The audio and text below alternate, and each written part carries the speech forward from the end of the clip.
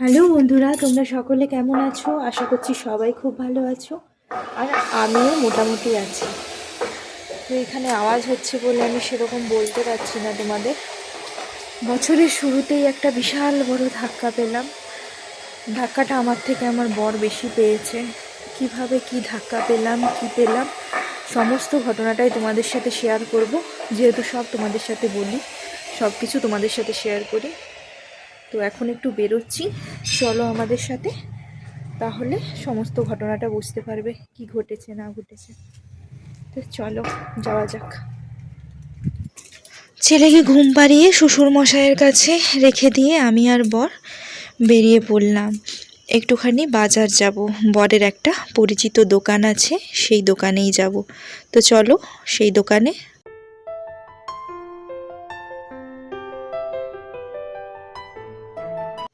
এটা হচ্ছে আমাদের পুরুলিয়া বাস স্ট্যান্ড। বাস স্ট্যান্ডকে কেন্দ্র করে বিভিন্ন জায়গায় যেরকম দোকান হাট বসে, এখানেও ঠিক বেশ কিছু দোকান আছে।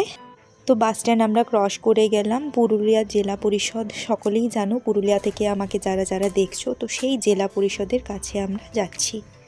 তো গন্তব্যস্থলে আমরা পৌঁছে গেছি। এটা হচ্ছে বরের এক পরিচিত বন্ধুর দোকান, সরোজ মোবাইল, যেখানে আমরা ফোন সারাই করি। তো বরের ফোনটা কালকে হাতে লেগে হাত থেকে পড়ে গিয়েছিল, আর ফোনের তোমার স্ক্রিনটা পুরো একদম ফেটে গেছে। স্ক্রিনটা কোনো রকম কোনো মতে কাজ করছিল না। আর এদিকে রাস্তায় এত ভিড়, যে রাস্তাটা যে ক্রস করব সেটাও আমি পাচ্ছি না।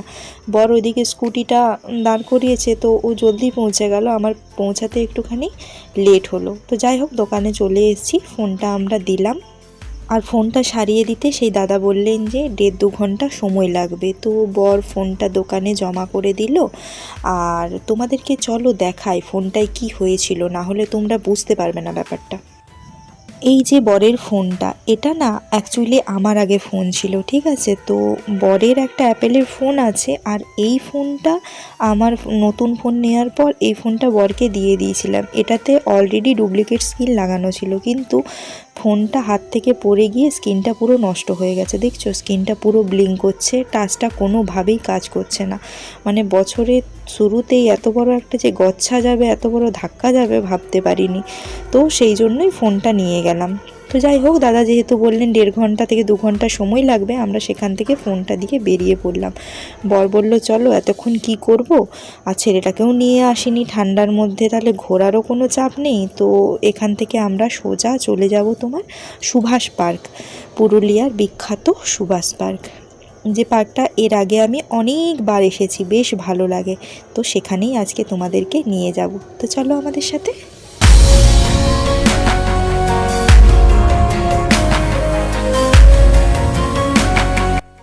নাও ফাইনালি আমরা চলে এসেছি সুভাষ পার্ক পুরুলিয়া। এখানে জানো টিকিটের দামটা অনেক কম। আমাদের দুর্গাপুরে টিকিটের দাম বাবারে পার হেড 100 টাকা করে, আর এখানে জানো দেখো ছোটদের তোমার 8 টাকা করে, আর বড়দের হচ্ছে 15 টাকা করে। তো আমি আর বর দুজনে 15 30 টাকার দুখানা টিকিট কেটে নিলাম। এরপরে আমরা ভেতরে যাব। ভেতরে ঢুকে পড়েছি, আর দেখছো ভেতরটা কি সুন্দর, পুরো স্বপ্নের মতো সাজানো গোছানো। এত সুন্দরভাবে মেনটেন করে রেখেছে না, ভীষণ সুন্দর সাজানো গোছানো পার্কটা। তো আমরা একটু পার্কটা চলো তোমাদেরকে ঘুরে দেখাই। এর আগে ছেলেকে নিয়ে এসেছিলাম, ছেলের তখন ভ্যাকসিন ছিল, অনেক ছোট, তখন 2.5 মাসের ভ্যাকসিন ছিল। সেই সময় একবার এনেছিলাম, আর একবার মনে আছে এসেছিলাম যখন আমার খামখেয়ালের ডিপিটা চেঞ্জ করি, সেই সময় আরেকবার এসেছিলাম। আর এদিকে দেখো, এখানে না ছোট্ট করে একটা পিকনিক হচ্ছে, সবাই মিলে ছুটির দিনে খাবার নিয়ে এসেছে বাড়ি থেকে, এখানে আনন্দ করে খাওয়া দাওয়া করে পিকনিক করছে। বেশ ভালো লাগে, তাই না? শীতকাল মানেই তো পিকনিক। আর এখানে মেনলি এখন কি হয় জানো তো, এখানে এখন কাপলরা বেশি আসে। ওই তোমার বয়ফ্রেন্ড গার্লফ্রেন্ডরা, মনে করো কেউ কলেজ বাঙ্ক করে এলো, কেউ তোমার টিউশন বাঙ্ক করে এলো, ওদেরকেই এখানে এখন বেশি দেখা যায়। তো শীতকালটা একটু পিকনিকের আমেজ থাকে, কিন্তু বয়ফ্রেন্ড গার্লফ্রেন্ড প্রচুর দেখা যায়। আর এখানটা দেখছো, এইটা হচ্ছে বিখ্যাত সাহেব বাঁধ পুরুলিয়ার, দারুণ তাই না? আর এই দিকটায় তোমার রয়েছে এত সুন্দর গাছগুলোকে কেটেছে, দু ধারে সারি সারি করে। আর ওইদিকে দেখতে পেলে একটু হালকা করে তোমাদের দেখালাম, দেখো একটা কাপল বসে প্রেম করছে। তো তারা যদি আমায় দেখতে পায় আমার ভিডিওতে, তারা কিন্তু আমায় ছাড়বে না, আমায় মনে হয় রিপোর্ট করবে হয়তো। আমারও ভিডিও করাটা উচিত হয়নি, আমি যেহেতু চারিদিকটা ভিডিও করছিলাম তো সেই কারণে ওরা চলে এসছে, যদিও ওদের মুখ কিন্তু আমি দেখাইনি। আর তোমরা যদি আমার সাবস্ক্রাইবার হয়ে থাকো প্লিজ আমায় ক্ষমা করে দিও গো, আমি সেইভাবে তোমাদের ক্যাপচার করতে চাইনি। আমি ভিডিও করছিলাম আর তোমরা আমার ভিডিওর মাঝখানে চলে এসেছো। তো এটা হচ্ছে পুরুলিয়ার বিখ্যাত সাহেব বাঁধ। আর আমি শুনেছিলাম মানে পুরুলিয়া জেলায় আগে সাহেব বাঁধ থেকেই জল সরবরাহ করা হতো। এখানে না তোমার পুরো জলটা স্টোর করে রাখা হয়, এত বড়ই বাঁধ। তো এখন এখানে তোমাদেরকে চলো ওই দিকটায় নিয়ে যাই, তাহলে তোমরা বুঝতে পারবে। একটা শিকারা পয়েন্ট আছে যেখানে তোমার বোটিং করে যাওয়া যায়, আর ওখানে না প্রচুর প্রচুর পাখি আসে। তো চলো সেই জায়গাটায় তোমাদেরকে নিয়ে যাই, তাহলে তোমরা বুঝতে পারবে।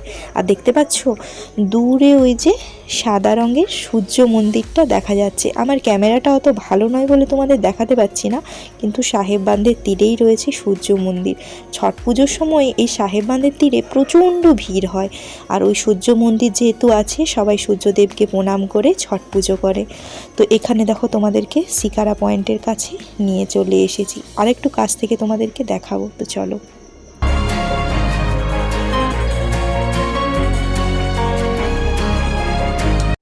এই হচ্ছে সেই বিখ্যাত শিকারা পয়েন্ট। এই বাঁধটার মাঝখানে একটা দ্বীপ টাইপের আছে, এটাই হচ্ছে শিকারা পয়েন্ট। এখানে তোমার প্রচুর প্রচুর পাখি আসে সন্ধ্যাবেলায় আর সকালবেলায়, দেখতে না অপরূপ সুন্দর লাগে।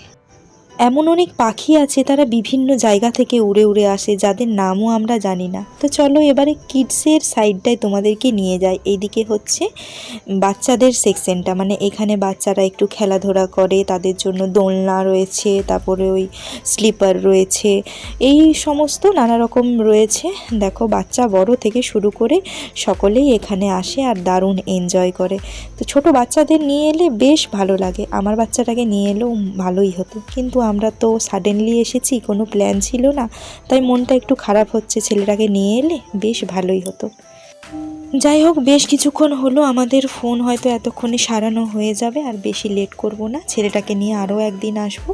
তো এখান থেকে এবার বেরোনো যাক। এইখানটায় দেখছো ফোয়ারা হয়, বর আমাকে আঙ্গুল দিয়ে দেখালো। আর এই দিকটায় হচ্ছে তোমার গাঁদা গাছের চারা দেওয়া হয়েছে, এখনও সেরকম ফুল লাগানো হয়নি। তো ফুলগুলো লাগা, পরে আবার একদিন আসবো, তখন তোমাদেরকে দেখাবো। আর হ্যাঁ, সেদিন ছেলে নিয়ে আসবো। তো সেখান থেকে আমরা বেরিয়ে গেছি। তারপর বর বললো একটু চলো স্মার্ট বাজার যায়, ছেলেটার জন্য ডাইপার নিতে হবে। স্মার্ট বাজারে গিয়েও কোনো লাভ হলো না, ছেলের জন্য ডাবল এক্সেল ডাইপার এখানে কোথাও পেলাম না। তো আর বেশি দেরি করলাম না, স্মার্ট বাজার থেকেও আমরা বেরিয়ে গেলাম। অনেক দিন পর স্মার্ট বাজারে এলাম।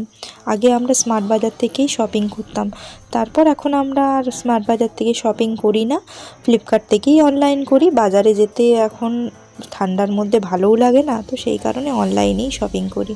তো নাও, ফোনের দোকানে আবার চলে এসেছি, আর এবার মনে হয় ফোনটা সারানো হয়ে গেছে। তো ফোনটা নিয়ে এরপরে আমরা সোজা বাড়ি যাব।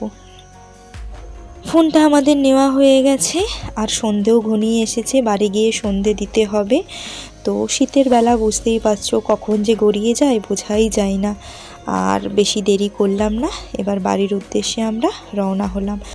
তো আমার এই ভিডিও তোমাদের কেমন লাগলো অবশ্যই কমেন্ট করে জানিও। যদি ভালো লেগে থাকে please please like comment share subscribe করে দিও। সকলে ভালো থেকো, সুস্থ থেকো, দেখা হচ্ছে আবার পরবর্তী ব্লগে। টাটা।